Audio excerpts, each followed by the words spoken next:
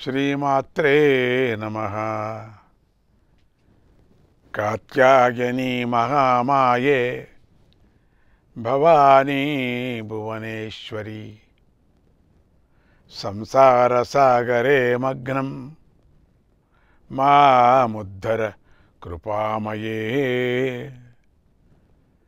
బ్రహ్మ విష్ణు శివారాధ్యే ప్రసాదం జగదంబికే.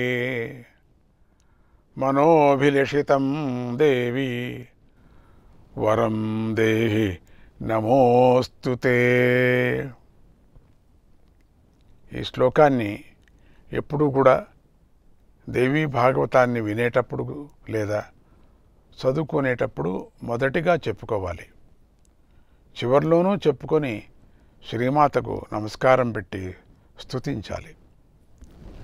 ఈ నవరాత్రుల్లో అందరూ శ్రీమాత అని స్మరిస్తూనే ఉండండి.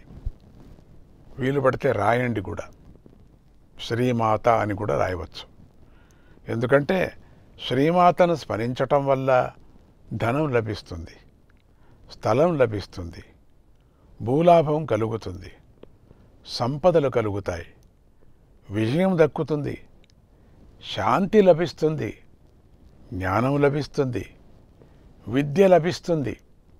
అంతటి శ్రీమాతకు సంబంధించిన ఈ దేవీ భాగవత పురాణాన్ని వినటానికి చదవటానికి కొన్ని నియమాలున్నాయి.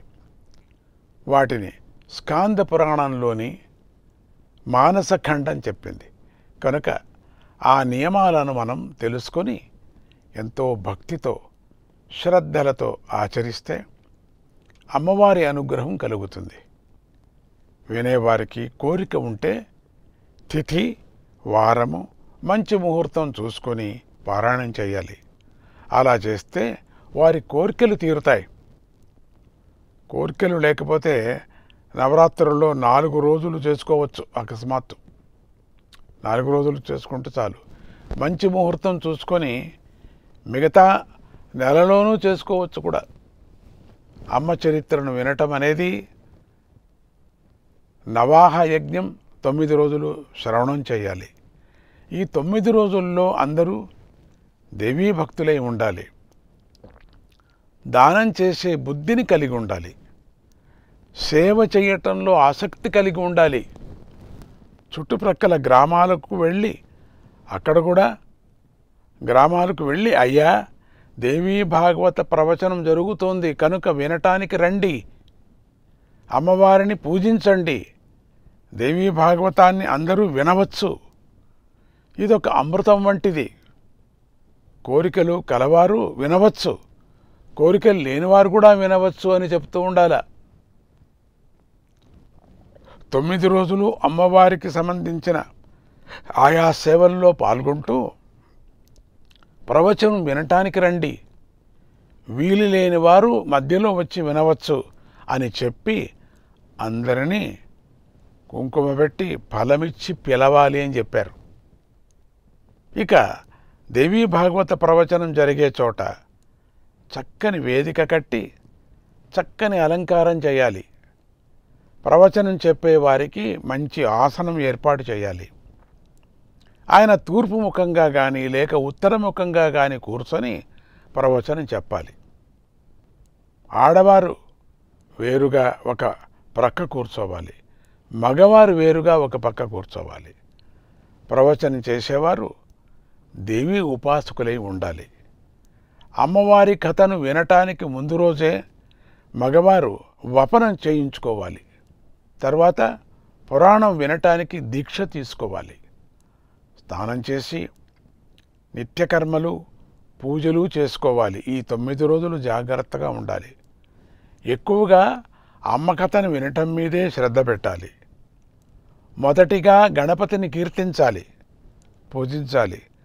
తర్వాత జగదమ్మను పూజించాలి. తర్వాత గ్రంథాన్ని పూజించాలి. వినటం లేదా చదవటం ప్రారంభించాలి. ప్రారంభంలోనూ చివరిలోనూ మాత్రం మనం ముందుగా చెప్పుకున్న కాత్యాయని మహామాయే ఈ శ్లోకాన్ని చెప్పుకోవాలి. తర్వాత ప్రవచనం చెప్పేవారు వ్యాసుడు కాబట్టి ఆయనకు నమస్కారం పెట్టాలి. సర్వశాస్త్రేతిహాసంజ్ఞ వ్యాసరూప నమోస్తుతే. సర్వశాస్త్రేతిహాసంజ్ఞ వ్యాసరూప నమోస్తుతే. కథా చంద్రోదయేనాంతః తమస్తోభం నిరాకురు. సర్వశాస్త్రాలు ఇతిహాసాలు తెలిసినవాడా వ్యాసరూప, కథ అనే చంద్రుణ్ణి ఉదయింపజేసి మా అంతరంగాల్లో ఉన్న చీకటిని తొలగించు అని ప్రార్థిస్తూ నమస్కారం పెట్టాలి. ఇలా 9 రోజులు నియమంగా చేయాలి. లౌకిక వ్యవహారాలన్నీ విడిచిపెట్టి అమ్మకథను శ్రద్ధగా శ్రవణం చేయాలి. అప్పుడే 4 పురుషార్థాలు లభిస్తాయి. ఈ 9 రోజులు కేవలం సాత్వికమైన ఆహారాన్నే తినాలి. అది కూడా చాలా స్వల్పంగానే తినాలి. ఒక పూట మాత్రమే భోజనం చేయాలి. ముఖ్యంగా ఈ 9 రోజులు అందరూ కఠినంగా బ్రహ్మచర్యం పాటిస్తూ నేల మీదే పడుకోవాలి. సత్యాన్నే మాట్లాడుతూ ఉండాలి. ఇంద్రియ నిగ్రహం కలిగి ఉండాలి. ఈ నవరాత్రుల్లో తినగూడని పదార్థాలు కొన్ని ఉన్నాయి, కొన్ని కాయగూరలు ఉన్నాయి. వాటిని తెలుసుకొని ఆరోగ్యాన్ని దృష్టిలో ఉంచుకొని ఇంద్రియ నిగ్రహాన్ని దృష్టిలో ఉంచుకొని విడిచిపెట్టాలి. మద్యమాంసాలైతే పూర్తిగా విడిచిపెట్టాలి. ఈ 10 రోజులు కామము, క్రోధము మొదలైన 6 శత్రువులకు దూరంగా ఉండాలి. చెడ్డవారితో మాట్లాడకూడదు. మంచివారిని తిట్టకూడదు. వీలైనంత వరకు ఈ 9 రోజులు అందరూ మౌనం పాటిస్తూనే మంచిది. మౌనమే పాటించాలి. చక్కని గుణాలు కలిగి చక్కగా నడుచుకోవాలి. పవిత్రంగా ఉండాలి. దయ కలిగి ఉండాలి. మితంగా మాట్లాడాలి. రోగులు, ఆర్తులు, భయపడేవారు, ధనం కోరుకునేవారు, పుత్రులు కోరుకునేవారు, పిల్లలు కలగనివారు, పుట్టిన పిల్లలు అనారోగ్యంగా ఉన్నవారు మొదలైన వీరందరూ కూడా ఎంతో శ్రద్ధగా అమ్మ చరిత్రను వినాలి. అప్పుడే వారికి ఫలం లభిస్తుంది. పెళ్లి చేసుకోకుండా అలాగే ఉండిపోయిన వారికి కూడా అమ్మ చరిత్రను వింటే కోరింది దక్కుతుంది. 4 పురుషార్థాలు దక్కుతాయి. ఖండితం వాళ్ళకి దక్కుతుంది. ఈ 9 రోజులు 9 యజ్ఞదినాలతో సమానము. కనుక ఈ 9 రోజులలో చేసిన దానాలకు, హోమాలకు, జపాలకు అనంత ఫలం లభిస్తుంది. 9 రోజులు అయిన తర్వాత 9 రోజులు అయిపోతుంది కదా, అయిన తర్వాత ఫలాన్ని మనం అమ్మవారికి సమర్పించాలి. కృష్ణార్పణం అమ్మవారికి సమర్పించాలి. అప్పుడే కోరిన కోరిక తీరుతుంది. ఏ కోరిక లేకోకుండా అమ్మతత్వాన్ని విన్నవారికి ముక్తి లభిస్తుంది. కుమారీ పూజకు, బ్రహ్మభోజనానికి, అన్నదానానికి సేవ చేసుకోవాలి. ఈ రోజులలో గాయత్రీ సహస్రనామాన్ని పఠించాలి. చివరిలో సకల దోషాలు పరిహారం కావటం కోసం విష్ణు సహస్రనామాన్ని పఠించాలి. యస్య స్మృత్యాచ నామోఖ్య తపోయజ్ఞ క్రియాదిషు న్యూనం సంపూర్ణతాం యాతి తస్మాద్విష్ణోంచ కీర్తయేత్. విష్ణుమూర్తిని స్మరిస్తే తపస్సులలో, యజ్ఞము మొదలైన వాటిలలో తెలిసి తెలియకుండా చేసిన లోటుపాట్లు, దోషాలు తొలగిపోతాయి. ఆ కార్యం పూర్ణమవుతుంది. దేవీ భాగవతమంతా గాయత్రీదేవియే కనుక చివరి రోజున చండీ హోమము, గాయత్రీ హోమం కూడా చేయాలి. తర్వాత అమ్మ కథ చెప్పిన వారికి యథాశక్తిగా భూమిని ఇవ్వాలి, బంగారాన్ని ఇవ్వాలి, వస్త్రాలు, ఆభరణాలను ఇచ్చి సంతోషపెట్టాలి.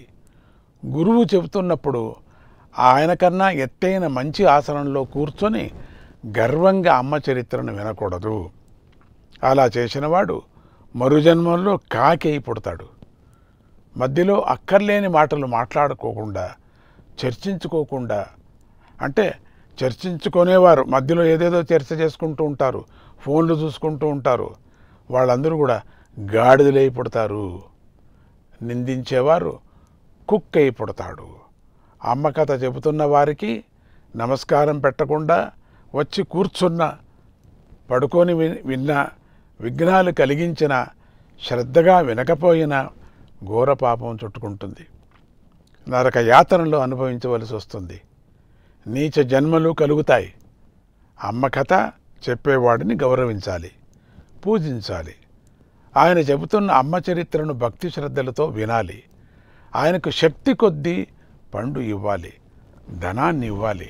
అలా పూజించి సత్కరించిన వారికి వైకుంఠలోకం దక్కుతుంది అని ఈ నియమాలను స్కాంద పురాణం చెప్పింది. కనుక వీటిని పాటించండి. మీ అందరికీ దుర్గా పరమేశ్వరి యొక్క కృప కలుగుగాక అని ఆశీర్వదిస్తూ శ్రీమాత్రే నమః.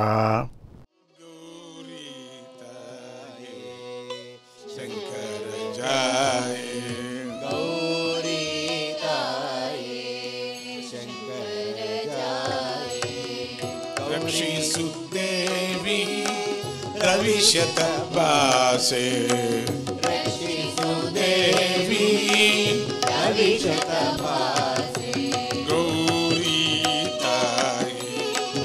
शंकर जाये गौरीताये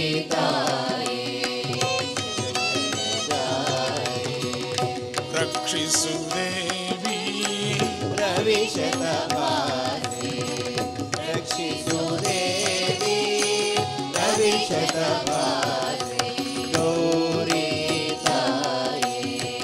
शंकर जाये गौरीताये शंकर जाये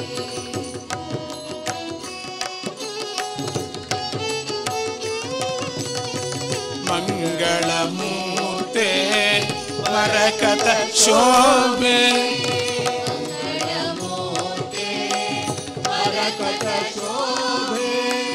सज्जन पोषिणी दोचन मर्दिनी सज्जन पोषिणी दोचन मर्दिनी गौरीताये शंकर जाये गौरीताये शंकर जाये रक्षिसुदेवी रविशतपासे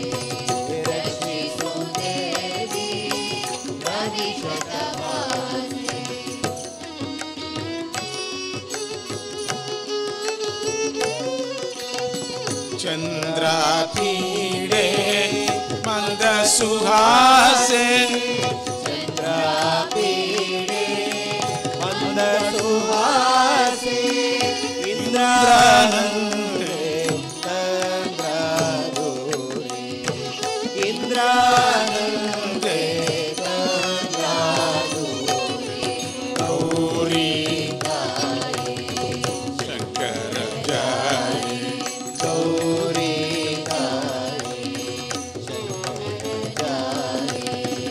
रक्षिसुदेवी रविशतपासे रक्षिसुदेवी रविशतपासे